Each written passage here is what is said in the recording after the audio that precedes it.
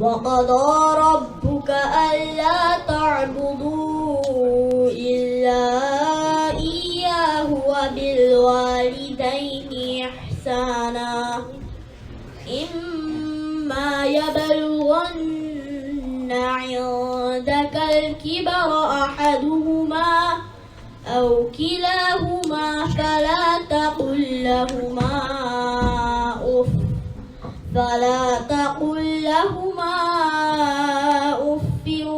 ولا تنهرهما وقل لهما قولا كريما واخفض لهما جناح الذل من الرحمة وقل رب ارحمهما كما ربياني صغيرا.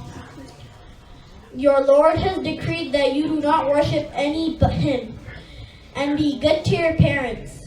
If one or both of them attain old age in your life, do not say to them a word of disrespect, nor shout at them and speak to them respectfully, and be humble and tender to them and say, O Lord, show mercy to them as they nourished me when I was a child.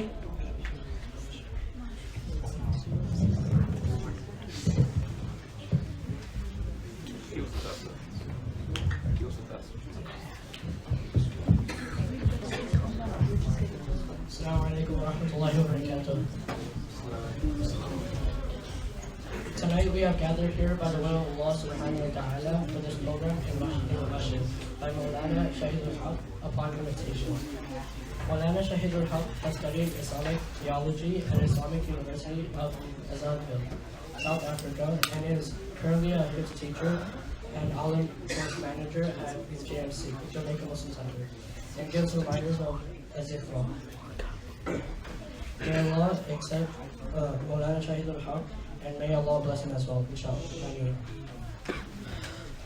If you have any questions during the program, we have three ways. The first way is that you can email us directly with Najeeb's @gmail.com. You can raise your hand, or you can we're gonna pass a paper, and you can write down your question and send it up. I would like to request Maulana Shahidul Hoque to enlighten us with his informational speech, inshallah. So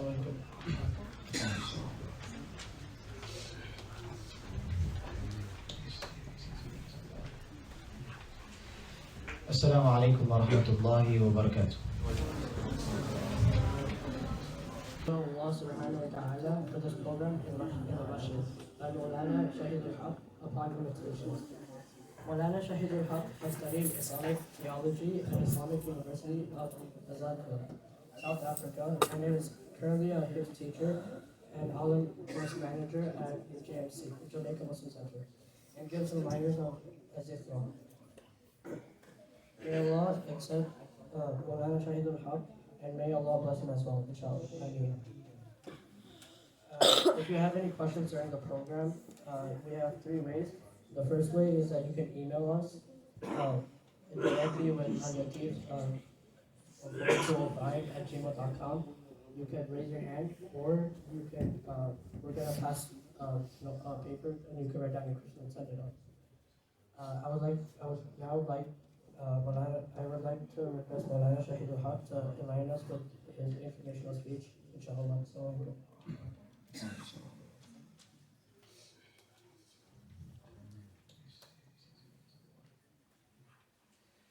Assalamu alaikum wa rahmatullahi wa barakatuh. I don't feel the crowd. I'll try it again. Assalamu alaikum wa rahmatullahi wa barakatuh.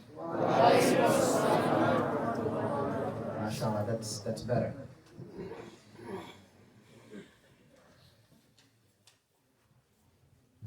Alhamdulillah. Alhamdulillahi Rabbil Alameen. Wassalatu wassalamu wa sallimu ala rasulihil kareem, amma ba'd. فقد قال الله تعالى في القرآن المجيد بعد أعوذ بالله من الشيطان الرجيم بسم الله الرحمن الرحيم ولقد كرمنا بني آدم وحملناهم في البر والبحر ورزقناهم من الطيبات وفضلناهم على كثير ممن خلقنا تفضيلا. Dear respected brothers and elders, honorable mothers and sisters, I will start off by mentioning some praises towards Allah subhanahu wa ta'ala All praises for Allah subhanahu wa ta'ala, the most merciful and the most kind, the most noble and the most generous, the most exalted and the most high. All praises for Allah subhanahu wa ta'ala, the one who has control each and everything. All praises for Allah subhanahu wa ta'ala, the one who has control over my life, everyone's life, the one who has control over my death and everyone's death. Salutations and praises upon the Prophet sallallahu alaihi wasallam, our intercessor of the day of Qiyamah, our master, our guider, and the seal of the prophets, Rasulullah sallallahu alaihi wasallam. May Allah subhanahu wa ta'ala bless the Prophet sallallahu alaihi wasallam. May Allah subhanahu wa ta'ala reward the Prophet sallallahu alaihi wasallam that is due upon him. Amin ya Rabbal Alameen. Dear respected brothers and elders, honorable mothers and sisters, and fellow students, we have this very flyer that you've probably seen where it says one word on the flyer. Right? Can someone tell me that one word on that flyer which pretty much sums up our whole entire program? Right? Not you, Fahid. I know you know. Someone from the crowd. Yes. Imitation. Imitation. The mic? Oh. So.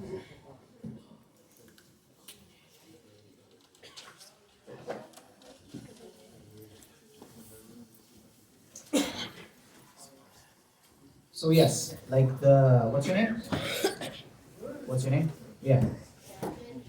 Shadman? Okay. So Shadman has answered very beautifully. He said imitation.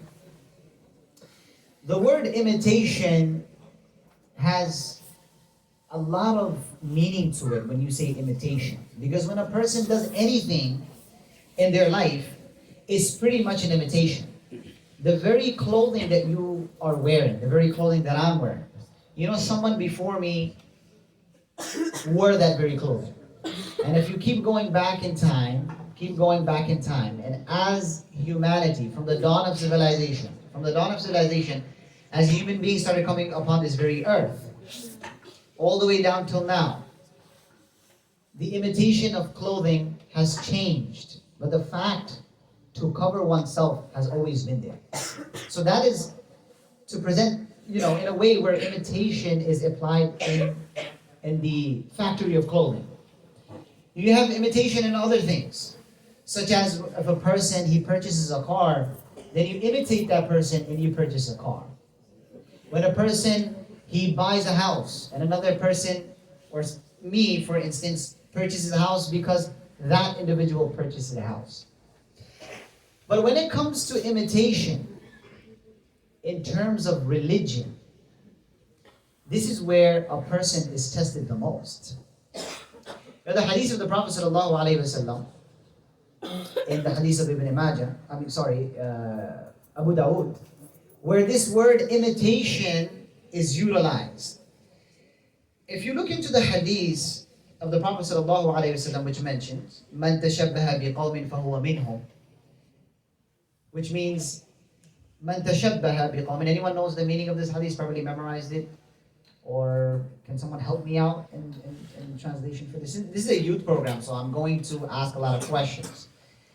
And if any of the guys are trying to go back to the masjid so they won't be questioned, don't try to do those moves, please.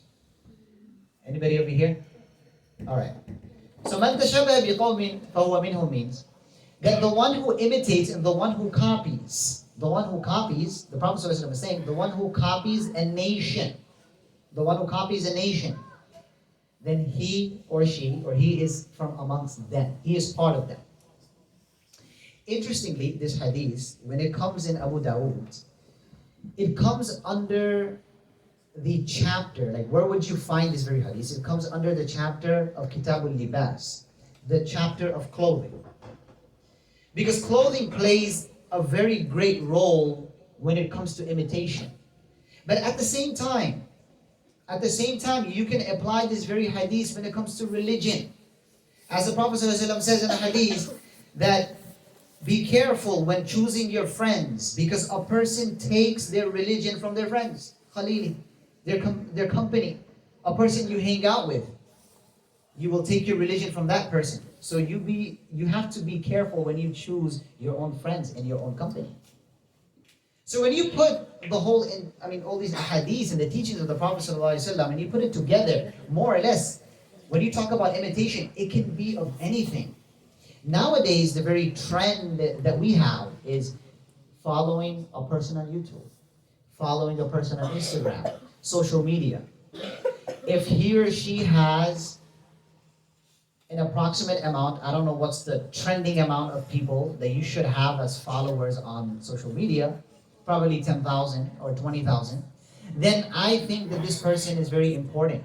Or I feel that this person has made it somewhere in life.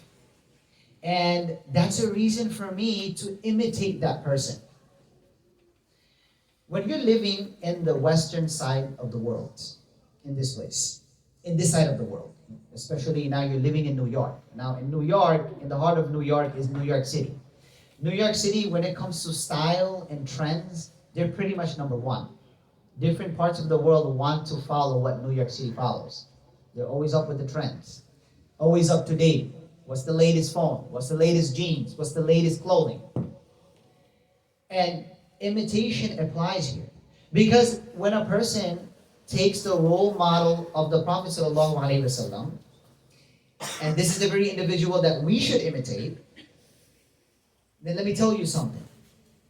Number one, you save a lot of money because you don't need to show off and implement other people's teachings onto you. Number two, when you apply the teachings and the role of the Prophet ﷺ, he's a role model in every era and every time, and his modeling and his impressions and his sunnah never changes. Whether be it 20 years ago, whether be it now, or whether 20 years later. But that's the thing about styles nowadays, right? Because so many things come out every day. So many things come out every week. And that's one of the impressions in which especially high schools give off. When you're in that mode, in the rotation, in the cycle of high school, a lot of high school is about style. And there's plenty of reasons to it. I'm not going to go into details. But there's plenty of reasons. And one of those reasons is because high school is something that is not paid for. So something which is not paid for, many people's attentions or many students' attention go away from the money issue and they put it into other things. Their attention goes to other things. With that being said, the reason why I had to explain imitation in this form is because the hadith comes under the chapter of clothing. But yet you can apply it in your faith, you can apply it in your daily lives. Who am I imitating? Or does my imitation represent myself in the view of Allah's commands? Does it? In the way that the Prophet ﷺ showed me? Does it? We should question ourselves every day. And that is the first step that you should take when you hear the word imitation. Renew your intentions. Why am I doing it? Why am I doing it? Am I buying something because it's a trend? Do I feel the peer pressure because I'm gonna go purchase this very item or this very object? Do I need to act a certain way?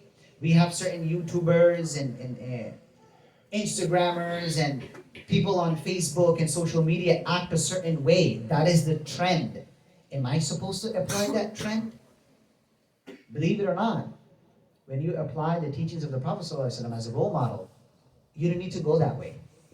You do your 5 times prayer, you follow what the Prophet ﷺ said, at the same time you do your secular education. That's a win-win for you. You win in this very dunya, and you win in the akhirah. One of the things that was requested by me to specifically go into this very topic, after mentioning imitation, it's about a certain trend, especially nowadays. It's looked at as something you just have it in your hands and you utilize it. Or because this and this or such and such person is doing it, so I'm going to do it. Or maybe my friend told me to do it. And I'm going to go straight to the point. 2 things here that we should understand. The first is addiction. Something that you're attracted to and something that you feel like you need to have. Can someone tell me, in your own words, someone tell me, what What is addiction? How would you express yourself to be addiction? Yes. Addiction is when you're addicted to something that you can't stop using it over and over. Mm-hmm. Anybody else? One more person. Yes. It's basically when you're basically attracted to one thing and it just keeps going on until It keeps going on. All right. So, I mean, that's pretty much it. Addiction is something which places a person in a condition where he or she has an addiction or addicted to, or he or she has an attraction towards a substance or a thing or any object. Now, addiction can be towards anything. Addiction can be towards anything. People have many types of addictions. Some people have money-making addiction. Literally. I feel that the middle crowd over here is talking a little too much over here. So if you feel the need to talk, and if it's pretty much an emergency, you can take it to the back of the masjid or outside of the masjid, and after you're done, you can come back. So I'll give you that, moment if you feel that is necessary, because it's a very important topic that we have to address, and many of times it's hidden. It's an epidemic in the community. So the first thing is addiction, and the second thing that I'm going into, inshallah, I will mention it later, but let's just elaborate addiction for some time. People have many addictions. Like I was mentioning earlier, people have the addiction of making money. The only thing that's on their mind is just money, money, money. They're always thinking about money. You can't sit with that person even for a minute. That person will always find a way to bring up money. Hey, listen, you know what? I got this much money at home, back home. I got this much money here, and this is my bank balance here. But since you guys are kids right now, your addiction can vary. Some of the youth, they have an addiction towards games. They're always thinking about games. They're at school, they're thinking about games. How can they get home and play Minecraft? And what was the trend last year? Fortnite. I think it kind of died out a little bit right now. No, it didn't? Okay, you guys know better. So you have these types of addictions. You're a game addict. Like, you need to have those games. And sometimes, I want to say this to the parents. Sometimes we choose two things. When I want my children to be outside, or to have my child in the home and let them have whatever device and whatever electronics and whatever games. So you choose the one, hey, I'd rather have my children be at home and be with his games than rather outside. And we make ourselves feel better. Remember, you're going to reach such a stage, when you get addicted to games, you're going to reach such a stage, you're 24 hours, you're just thinking about that game. How am I going to beat that game? When I'm going to get on? Or oh my God, oh my Allah, my friends are online and I have to be over here sleeping, or I have to have dinner, or my father is telling me to do something, or my mother has to tell me to do something, or is telling me to do something. And I need that game, and for whatever reason, it doesn't matter. I need to have it. And you know what some of you start doing? You start whining about it. And you start crying about it. And then you go on to threaten your parents. And this is the truth. You know why? Because it's an addiction. You see, the brain, subhanAllah. Ibn Qayyim rahimahullah, a great scholar, when mentioning and talking about the brain, he says the brain is such an asset to a human being, to insan, to a human being, is that it cannot be purchased or it cannot be sold. Subhanallah. It has such a value to it. This is the brain in which Allah subhanahu wa ta'ala has given. And there's many parts of the brain. I'm not a doctor, I'm not an expert in this very field. But the brain has this very activation source. When a person is addicted, if he does it once, it's all right. If he does it twice, it's all right. But as soon as this person starts doing it daily, this is kind of like fasting in Ramadan. Why do you think the Prophet ﷺ, he would fast in the month before Ramadan or 2 months before Ramadan? Why? Why do you think the Prophet ﷺ would fast particular days of the month, particular days of the week. You know why? Because he knew that the brain, scientifically speaking, the brain triggers an activation. It triggers an activation which plays a role for the entire body, that it recognizes that a body is doing something it is used to. That's why the first fast in Ramadan, when you're fasting in the first day of Ramadan, for many of us, it's very tough. And the reason why it's tough is because we don't fast the whole entire year. We don't do any extra nafil fasting. So when the first fast comes, it's so hard for me to fast. And I keep checking the time, when it's going to be over. I don't feel like reading Quran because I feel weak. I'm physically feeling weak. I don't feel like doing any of that. The only thing I'm doing is checking the time. But as soon as 3 days or even a week for some of us goes by, the body gets used to it. You're fasting, you're working at the same time, everything's cool, everything's fine. You're doing work, you're going to school, you're doing everything just as you were before that 1 week or that few days. Because why? The brain finally releases an activation of what? I'm not saying it has something to do with addiction. If you're addicted to fasting, subhanAllah, that's mashallah, that's awesome. You know, you'll be losing weight and also be in Jannah. You know? But try to understand what I'm saying towards the brain. So there's some neurotransmitters in the brain which activates when a person is addicted to something. So the brain realizes that, so the body is ready. So for some of us over here, especially the youth, you're addicted to different things. And one of those things is games. Some people are addicted to shows. They're always looking forward to the new Netflix show. And they'll sometimes give you a positive thought about it. And if you tell them, hey, what are you addicted to? Why are you always on Netflix for? They'll tell you, you know, Netflix, it released a new show about the job. So I'm doing some good things, brother. You know? Or they give you some excuses that, you know what, I'm watching documentary. You know, that's not true. You know, watching some nature channel again and again about a lion or some animals. Yeah, it's interesting. But it's not something that you're going to be addicted to because it's not all that fun down the line. But once you catch on a show, subhanAllah, once you catch on a show and you know that there's a couple of seasons available, which makes it even better. So you're like, you know what? I don't even have to wait. I'm going to get this done. And you know these things that we subscribe to, it has an expiration date. So it makes you utilize the very app as an addiction because you don't want to pay the money in 2 weeks, so you better watch everything in 2 weeks, and you're so addicted to it. Now you're charging your phone, I gotta be on that show, you're missing lunch, you're missing dinner. So what happens with addiction? You lost your health in the process. And then you ask why? My head is hurting, I got these migraines, oh my back's hurting, because you're stuck on that show, on that phone for so long, you haven't worried about your stance and your position.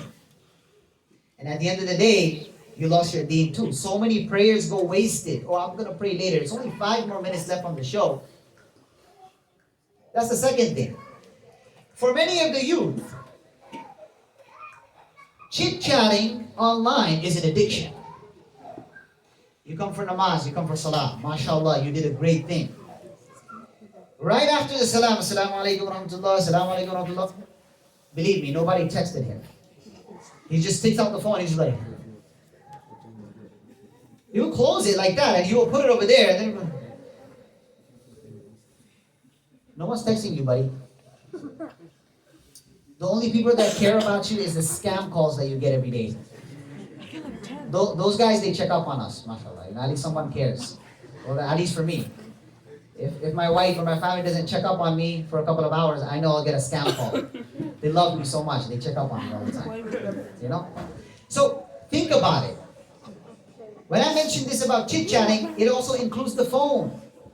Trust me, you take the phone from anyone.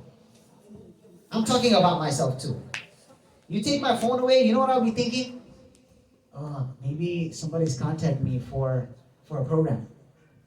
Or maybe I need to be somewhere for Jummah. You know? And that's it, you know, addiction actually. Type of addiction. Because I need the phone because, of course, phones have good good things about it, definitely. But you will notice that even the phones nowadays, they have this monitoring system where it says screen time. They will tell you how much of screen time you had this whole entire week. They will also do a comparison of the following week. How much time are you spending compared to last week? And that's something good. Because you should be improving your screen time. You shouldn't be using it so much. But nowadays, everything revolves around the smartphone. If you don't have one, you're not part of the group. I remember when the first iPhone came out, and one person showed it to me. I said, wow. You know, upon what? The person was just showing me how to zoom in and zoom out. I was like, wow, that's so amazing. And for that person, it was like an addiction. He kept zooming in, zooming out. You know, the whole time. He keeps showing everybody in the masjid. He keeps showing everybody outside. He's like, check it out. I can zoom into your house on Google Maps. I was like, wow. It's an addiction. Phones are the most addicting things out there because you have your games here, you have your shows here, you have your friends here, you have the whole world, you have no social media. And some people are literally always on social media. They always have to know what's going on. And at the same time, some people are addicted to show where they are on social media. You have this bottle of water, he will take that bottle of water, he'll post it up, he will write water. Yeah. And he's outside. It could be something good too, you know? He probably came for the Fajr Salah. The whole month he wasn't there. And when he finally came for the Fajr Salah, he takes a picture of the Imam from the back and he goes, pray your Fajr. Right? You have an addiction to that. Because you have an addiction that people need to know where you are. I met an individual, a businessman. A couple of weeks ago, I met a businessman. And I was talking to him, and I said, you know, I always see you all around. You're always doing something. You're always posting pictures, and you're going everywhere. Even if it's a very small thing, you're everywhere. You know what he told me? He said, whether I make money or not, I just want to make sure that the people know I'm there. I was like, subhanAllah. He goes, I want people to think about me all the time. And that's a way of marketing. But look how he made it. He wanted to do it for business, but now it's an addiction. He said, I can't let it go. It's there in me. With all this being said, addiction can be of many ways. And there are good addiction that you can have. That you're addicted to zikr, mashallah. And you know that doesn't happen. That's a rare case. You're addicted to Quran, mashallah, if you are, mashallah. This is sad to say, but I want to mention this. I'm a very straightforward person. I don't want to let it go before moving on to the very topic that I want to discuss when it comes to addiction. Some people have the addiction of talking to opposite genders. Not just one, but multiple. You know? So if I'm talking about if there's a boy, one thing for sure, if a person is always texting throughout the entire day, and if it's a guy, you know for a fact that he's not talking to another guy the whole day. Guys don't do that. Right? Guys call. Generally, guys call, they meet up with a coffee or see you at the masjid, maybe at the park or something like that. Generally, when a person is addicted to texting, they're texting what? The opposite gender. And similarly, well, with the case with girls, is that they can talk to their peers for hours. We know that. We can look at our mothers. Right or wrong. They can talk to other aunties for a long time. But what I'm saying is, you guys get what I'm trying to say. Time is against me, but let's move forward, inshallah. So let's talk about that very item that needs to be addressed, especially nowadays. And that addiction is drugs. Believe it or not, it's drugs. I have some people, they're laughing. But you know what it is? When it takes over your life, trust me, it's not great. It's not pleasing. In the long run, when it's down the road and for many years the person is addicted to drugs, He or she wants to stop, but it's very, very tough for them to stop. So what do? We have to stop it from beforehand. You know, a lot of times in school, the teachers will tell you, maybe you have programs in school where they will tell you, say no to drugs. It's that easy. But it's not easy when you have sometimes the people that you know are doing it.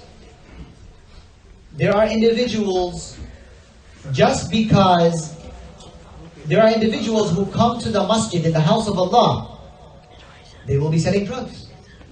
There are individuals outside of the house of Allah, in front of your apartment, maybe in front of your house. And they also claim that they say, you know what, I'm Muslim. But if you ever need, call me. Sadly to say, they will also tell you that, hey, listen, I'm Muslim. Right? Guys, I need everybody to pay attention at this very moment. Because this is the butter of the entire program. Because 10-year-olds, 12-year-olds, 15-year-olds, 18, 24, 28. You have people who have reached a stage where they even have children, they're addicted to drugs. And that's the truth. You know, in America, they have certain types of drugs when it comes to medicine. If you overtake it, you will overdose. And a person becomes addicted to it. You know, it's that easy to have access in drugs. If I make a call in the drug hotline, or any person that has the eligibility to prescribe me drugs, all I have to do is make a call and I say, hey, listen, I'm going through some depression right now. And you know sometimes what that depression is for the youth? A good reason can be, I'm not getting good grades because I have this pressure at home. And I come from a brown family, so I need to have 110 on all my exams. So I'm going through depression. Sometimes, I had a 14-year-old kid that come to me a couple of months ago, who came to me and he said, I'm going through depression. And I'm taking some pills. A 14-year-old. And that substance and that pill that he's taking is acting as a drug. And he said, it has become an addiction for me. So I asked him, why was it such that you went into depression at the age of 14? It doesn't make sense, because I was riding bikes and the only thing I cared about was playing basketball and collecting Yu-Gi-Oh cards. You know? So he told me, it's because, listen to this. He says that I went through depression is because I love this girl and this girl does not love me back. Yep. He's only 14. His life didn't even start yet. Now he's taking pills and tablets to what? To outscore his depression. And what happens? You had a reason for it, but that reason is gone. That feeling comes into him. He takes the drugs, and it goes away for a moment and temporary time. It can be a couple of hours. It can be even days. But you see that dose that he keeps taking and taking and taking, eventually he loses himself. Now he has to have that. Another reason why a person gets addicted to it is because we have a friend. I don't want anybody to look at each other over here, right? We have good thoughts and good judgmental. We're in the house of Allah subhanahu wa ta'ala. So if you have someone that you know, or maybe two of you know someone outside, that's your business. I'm just giving a general talk. No need to point fingers, no need to look at each other, nothing like that. Anyhow, sometimes it happens. He's a good kid. He's going to school. Everything's fine with him. Then one day his friend comes and he says, hey, listen, man. I tried this new thing yesterday, you know, and I actually have a little bit of it right now. And since you're my buddy, you know, I'll always share everything with you. So after school, eh? How about that? And you might make an excuse. You might be like, hey, listen, I gotta be home a little early. My mom needs me there. And you're probably saying those excuses because you want to stay away from it. Not because maybe you wanted to do it. Because you wanted to stay away from it. You're trying to avoid the whole situation. So this friend tells you, all right, so if not today, I'll save it for you tomorrow, buddy. Because I'm your friend. And you're like, yeah, no, I knew you since kindergarten, first grade, whatever it is. Yeah, we went to the masjid together, locked up. So you trust him. And then finally, with pure pressure, right, he keeps telling you, and you go, listen, let me introduce you to this very substance, and it's very nice. It's actually legal right now. It used to be illegal, but it's legal right now. So don't worry about it. If you think you're gonna get trouble with the police or the cops and stuff, don't worry about it. We have the right amount. We're in the legal stage right now. For now. So then you're like, you know what? Okay, all right, no harm. You know, it's just one. Okay. And you're over there, sitting at the park behind the bathroom, right? And you're there, and he introduces it to you, or she introduces it to you. It can happen both ways. Let's keep it very open, right? So, and you go ahead. It can be something which you take through the nose. Maybe it's some powder, probably some cocaine or something. And I'll be straight up. This was going on. It can be some type of pill too. They can give you some type of pill, so you eat it. Or it can be something which is the most case, something that you smoke. And you take your first puff. And since you're new at it, there's a bunch of other guys over there too, because they were also invited. So you get introduced to all these new guys. And you feel more, you're like, you know what? It's just not me and my friend. There's more guys and there's more people here too. So it makes you feel a little brave. And you have your first cough or your second cough. And they're like, nah, he's probably new. He's probably new. And you're like, you know what? You don't like it though. You honestly don't like it. But you still do it because everybody's doing it and everybody's doing it so well. They're professionals in it. And you're like, oh wow, they look so cool doing that. And then after that, you come home. You feel bad about it. You smell like that too. You don't want your parents to smell you. So you start doing other things. You grab the air freshener because you don't have cologne. And then you're like, you know what, I gotta get something stronger to avoid the smell. And then you probably tell your friend, hey, listen, man, no more. And then he finds you in another situation. Maybe you're playing basketball or playing soccer or something. And then you're after soccer, I gotta talk to you. That's the best time. You know? You'll be energized. You'll be hitting those 3-point shots. And you're like, really? And then you go ahead and you do it again. And then slowly, you start having this attachment. And again, addiction to it. Remember, it's addiction which comes later after you try it.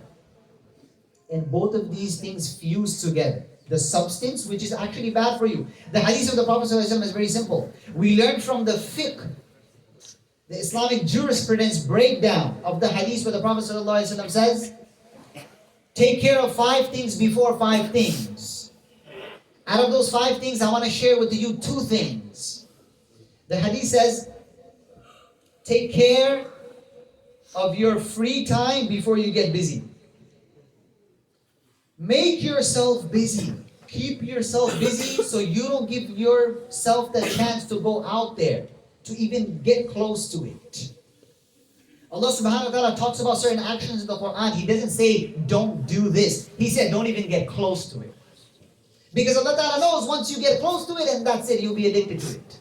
It's going to be hard for you to let go. So the Prophet ﷺ says, take care of your free time before you become busy. And now you have taken that time and you busying yourself with this very substance. It doesn't make sense. And then the Prophet ﷺ said, take care of your health before you get sick. You're destroying your health before that. The brain that you have, Allah subhanahu wa ta'ala talks about it time to time. Look into yourself. Think. The Quran and Hadith. You know, some people will tell you, oh, I want to go check if the Quran and Hadith says specifically if drugs is haram. Let's check it. You're not going to find it. You're not going to find the word drugs there. Allah Ta'ala doesn't talk about certain actions. He said don't get close to it. And through health and through free time, these are the 2 main things, especially for the youth. Some people become professional time wasters. And what happens is that you indulge and you engage yourself in those type of substances, and then after that you become addicted. And then what do you start doing? It opens up to more guna, and it opens up to more vice. Why? Because you're just a kid. You don't have a job. And your friend tells you, hey, listen, man, I'm out actually. I need to purchase it. So do you have some money? And you're like, man, I don't have money. And, well, I have some ED money left over. And you use that. There goes your ED money. Your mom asks about you, hey, where's your ED money? And you're like, I mean, for Allah's sake, is Eid, right? ED money is mine. And she brushes it off. And then you start doing what? You start stealing from your parents. Your father brings in money for the family. You start stealing the money. And now, the act of stealing comes into play. Because you want that. And you have to get it. Your friends are telling you. You're telling yourself you need it. So you start stealing. And then the father, eventually, or the mother, they find out. Remember, you can't hide everything forever. I'm pretty sure anyone who smokes, their mother and father don't know. The mother and father don't. They know. We're not stupid. All right? The mother and father are not dumb. They're not stupid. Sometimes they're not going to say anything, but they know. Whether it's 5 years, 10 years, they're going to find out down the line. So don't think that you're clever. And then the father finds out and he says, oh, listen, you're stealing, you can't be doing this and this and that. And then the fight starts happening. Because you know what the drug starts doing? It changes your morality. It changes the way you act with people. So it has, of course, health effect. It has an addiction effect. It opens up to more vices and more sins. And it changes you socially. People don't want to interact with you. They see you over there, you the druggie. They don't want nobody wants to deal with you anymore. You become very open. You can't hide it for too long. And nobody wants to socialize with you. It's you and the people and the family tree line that you created of druggies. It's all those guys. And eventually you find out that guy passed away. And she passed away. And the guy who used to provide from the top, he also passed away. Or he's in prison. And you start worrying. And you're like, you know what? What did I do with my life? Because you don't want to study. That's what drugs does to you eventually. Because you only want to do that. It takes you away. And then you start bringing different excuses. That you know what? I don't have good grades. So that's why I'm doing this now. I didn't get this in my life. That's why I'm doing it right now. And eventually you reach to such an extent, you don't even know why you're doing it. You don't know. Some people just tell you, a scenario that you can picture. Imagine a person smoking, and there's a kid next to him. And he said, hey, listen, man, smoking is really bad. Don't do it. Right? What are you applying over there? Right? So just because someone is doing a certain act, doesn't mean that you have to imitate them. So an overall of the summary, I think I'm kind of going overboard with the time. I want everybody to understand over here the few steps right now to take in your life to stay away from it. One person came to a sheikh. It's a joke. All right? So if you don't laugh, don't say I cracked a corny joke. One person came up to the sheikh and he asked the sheikh that, oh sheikh, is weed halal? All right, guys. I didn't even finish the joke, and you guys laughing. Oh, wow. So the sheikh told this person, he said, the only weed that is halal is tajweed. All right? Okay? That's just a joke. Okay. If it was a corny joke, you guys can tell me afterwards. But not right now. There's a camera recording. All right, guys, let's keep it down. The first thing to do, inshallah, look at your company.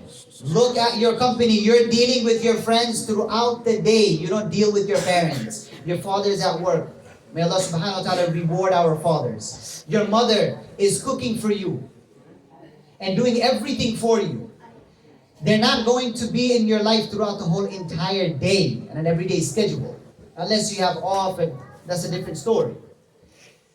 Take care of your company. That's the first thing. Believe it or not, your company has an effect on you. If your company is always talking about cars, then you're going to be a person like a car person. If your company is always talking about money, you're going to be a money person. If your company is talking about education, you're going to be an educational person, that you always want to go to the best schools, the best colleges, and earn a degree and then make money. No problem. And you'll enjoy your life. Take your deen and your faith and your characteristics from your friends in your company. If you don't find a good company, as Umar radiallahu anhu says, that being alone is better than being in bad company. Being alone is better than being in bad company, and being in good company is better than being alone. Subhanallah. Very simple rules. The Sahabas, they great Sahabas like Abu Bakr radiallahu ta'ala anhu, Umar radiallahu ta'ala anhu. Imagine their environment. Their environment made them successful. There's a reason why Abu Bakr radiallahu anhu, he was the one who was chosen to be next to the Prophet sallallahu alaihi wasallam, next to him in the resting place. There's a reason why Umar radiallahu anhu is resting next to the Prophet sallallahu alaihi wasallam. Choose your company. That's number one. Number two, of course, the school always tells you, say no to drugs. So you have to say no to drugs. Don't go next to it. As Allah Ta'ala says, don't even go close to certain actions in the Quran. And this is something which will harm your free time. This will harm your health in the long run or even early. I had students that I spent time with. He was 15 years of age, sadly to say. He was addicted to drugs at the age of 14, and he passed away at the age of 16 due to some cancer that he got. May Allah subhanahu wa ta'ala enshroud and also enlighten his grave. But he passed away. And he was a student of mine, and that saddens me. It can happen to anyone. It can happen to anyone. And number three, gratitude. Remember, ask yourself, with this being said, inshallah, I will close up. Gratitude. Why am I saying this? Whenever a person is doing this, and if you feel the need to do it, ask yourself, what are you missing in your life to be doing this? What are you missing? You're going home, you have plate on your food. You have food on your plate. You have the very ceiling and the very rooftop on top of your head. You have these two things. Statistically, you are more richer and more wealthier than 66% of the world. You are rich. What are you missing from your life? You have parents who take care of you. Ask yourself, what am I missing in my life to do this very action? What am I missing? So be thankful. And that is the last thing that I want to say before I conclude this very program, inshallah. And a quick reminder, I know we have questions and stuff. We have the Christmas outside. It's going on. This is the atmosphere of this side of the world. We have to accept this. There are two groups in this. I was mentioning earlier in an earlier program, there's two groups to it. One group will tell you that it's haram, don't have any association with Christmas. They're right in their ways, but I feel that is too extreme. You're avoiding everything. You can't avoid it. You see it everywhere. And another group, too loose. Too loose. I had a friend who sent me a picture 2 years ago, and in his living room, he bought a Christmas tree in his house. So I said, wow, you're too loose, man. You have to be, our deen teaches us to have a balanced life. Why do we recite Ihdina Siratal Mustaqim every day in our salah? Oh Allah, guide us to the straight path. What is the straight path? A straight path is the balanced life. So Christmas is there. We don't apply Christmas into our religion because why? Why don't we? Because it distorts our faith. But at the same time, Islam teaches tolerance. I'm not asking you to go outside and start topping all the Christmas trees. I'm not asking you to do that. You can have good gestures in this time of the year. Show what Islam is all about. You have good neighbors, you have neighbors around you, give them a gift. Appreciate them as a neighbor just for the sake of holidays. Do that. So Islam overall teaches tolerance. So may Allah subhanahu wa ta'ala give me and all of us the tawfiq to act upon whatever has been said. Wa akhiru da'wahum alhamdulillahi rabbil alameen. Jazakallahu Khairan. So just before we start our Q&A session, followed by the Kahoot match, I just want to share a few words. And that is that in 2016, the CDC reported that 10,497 people in just 1 year lost their lives to drunk driving accidents. In just America. The same country that just under 100 years ago had a law that was passed to remove and prohibit and literally make haram alcohol. Non-Muslim people that led this country under 100 years ago had a law passed to remove alcohol from everywhere. So you can imagine how terrible this thing is. So how can we follow such a society? Such a society that is so self-centered, so selfish, so self-centric. It's all about me, myself, and I. What's wrong with me? What's wrong with me drinking alcohol? What's wrong with me doing drugs? I'm not harming anyone. This is what many people say. But the numbers, what do they prove? They prove otherwise. They prove that you are harming other people, and not only are you harming others, but you're harming yourself from doing this action. So I would like to share a story about a king that had people under his rule. And this king, he gave an individual 3 choices. There was a particular individual amongst his kingdom, and he gave him 3 choices. The king gave him 3 choices. You have one of these 3 choices, and you have no other option. The first choice, you have to kill someone. The second choice is you have to commit zina. You have to commit fornication with the opposite gender. The third and final choice was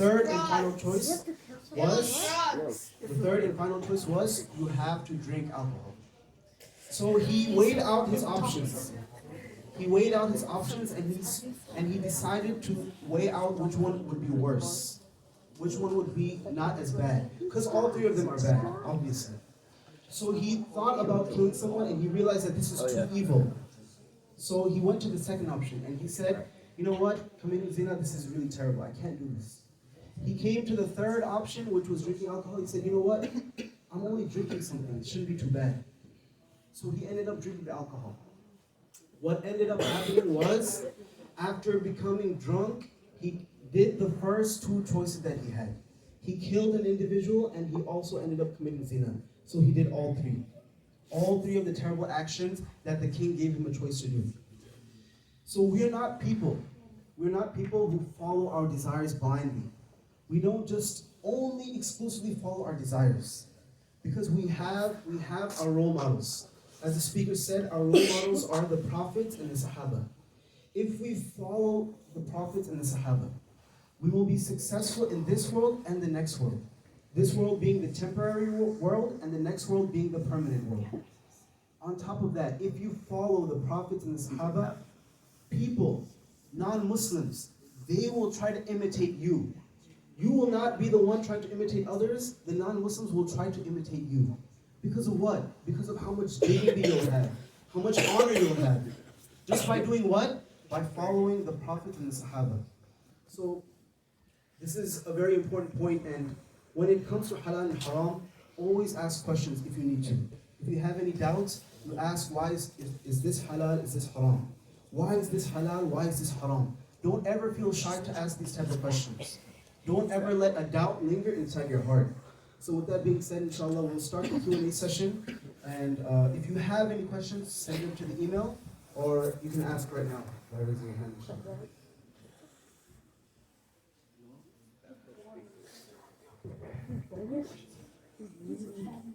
Anyone have questions up here?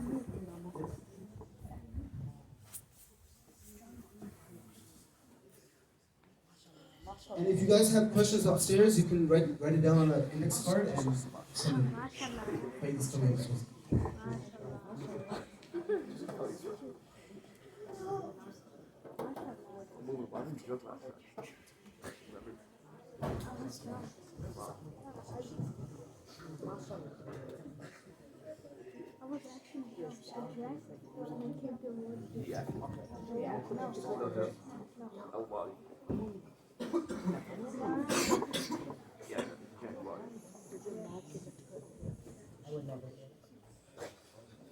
Anyone up here have questions? I know there has to be a lot of questions. I saw some people.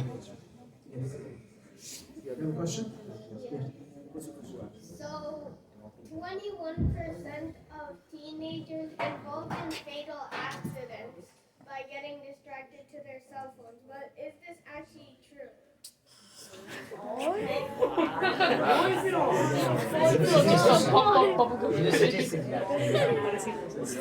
It could be. Allahu A'lam. Allah knows best.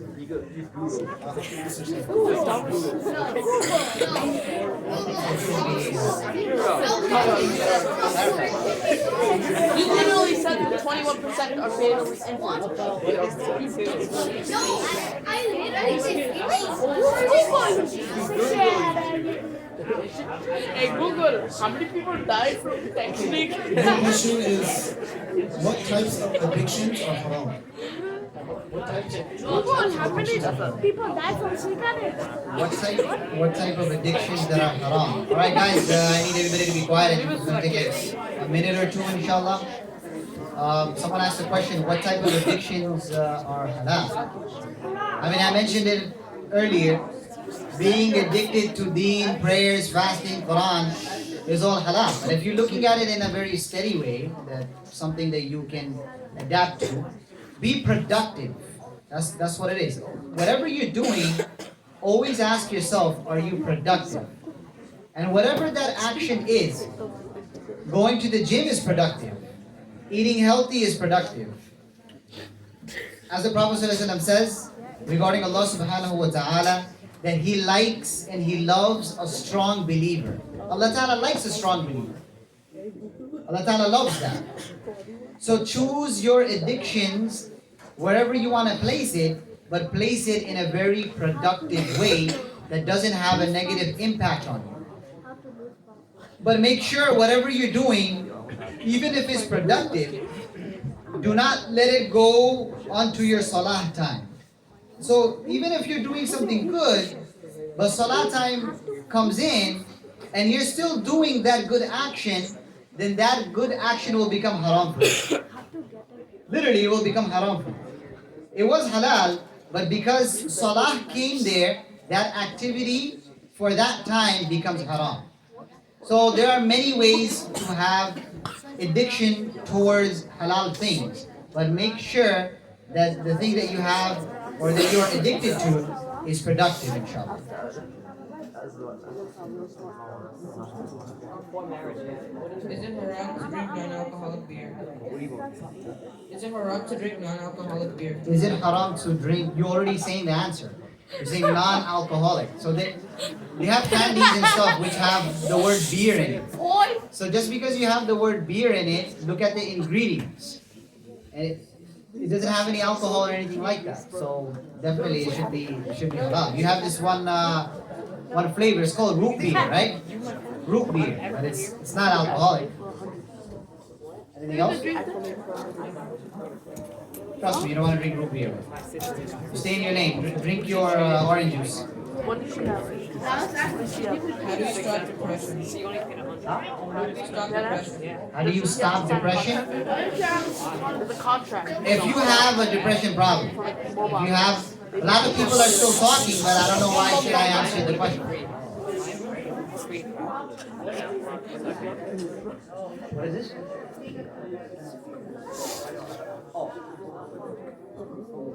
If you're going through any types of depression, come to the imam, come to a scholar, talk to them, talk to someone about it. That's the first step. If you feel you need someone to talk to, they have doctors which you can talk to. You can sit down and lay your problems out. I'm not saying just because you're depressed, pray it is going to go away. That's not how it works. You got to talk yourself out of it.